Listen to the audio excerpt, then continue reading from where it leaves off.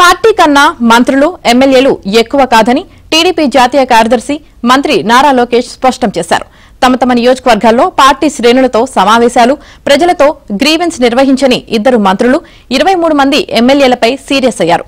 వారందరికీ తక్షణం నోటీసులు ఇచ్చి వివరణ తీసుకోవాలని ఆదేశించారు. టీడీపీ కేంద్ర కార్యాలయంలో లోకేష్ ఆధ్వర్యంలో పార్టీ జోనల్ కోఆర్డినేటర్ల సమావేశం జరిగింది. ఈ సందర్భంగా ఆయన జోనల్ కోఆర్డినేటర్లకు కీలక సూచనలు చేశారు. పార్టీ సభ్యత్వంతో పాటు అందిస్తున్న బీమా ప్రయోజనం విషయంలో కొందరు నేతలు నిర్లక్ష్యంగా ఉండడంపై లోకేష్ అసహనం వ్యక్తం చేశారు.